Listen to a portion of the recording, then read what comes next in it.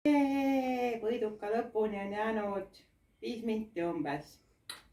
Ma ei uskunud, et ma selle seanssi vastu pean ja liiter vett, siis ma loodan väga, et sellest piisab, et ma olen nüüd joonud 55 minuti jooksul liitri vett peaaegu. Kohe saab kõik. Ma mõtlen, kohe saab veega kõik.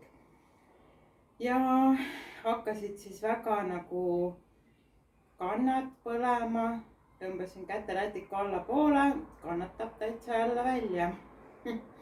Higi voolab, juuksed on läbi kõik vettinud. Nägu on punane ja geniaalne mõte oli teha aken lahti, et muidu öeldakse, et pange ventilaator siia näkku puhkuma niimoodi.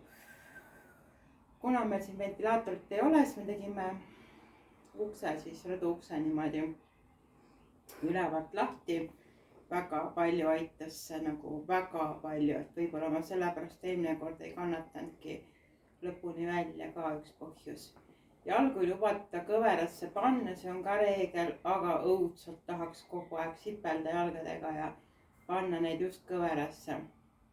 Siis oleks nagu lihtsam olla, et üldiselt, et igav ei hakkaks, on siis kasulik kas sõbrannaga lobiseda, kuulata muusikat.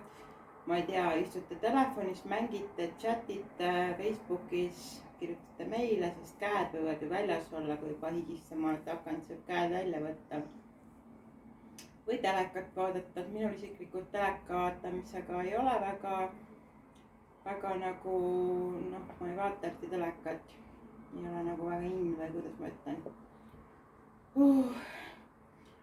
On palav, et siis oleks vaja siia neid lehvitajaid, kes lehvitaksid ja kindlasti padi. Eelmine video oli niimoodi, et ma olin ma suure lõualotiga siin niimoodi kangutsin ennast üles, et näeks.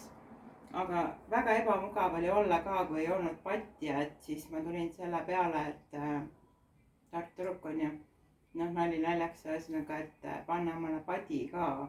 Muidugi see padi nagu peab olema siis selline, mis kannatab seda higi välja, et tuleb siis pärast katepessu panna.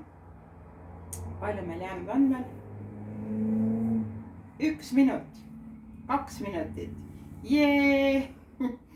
Ma olen nii tubli ja ma tänan teid kõiki, kes mulle kaasa elavad või elasid, et kuidas siis läheb, et kas tervis tuleb ja kaal läheb.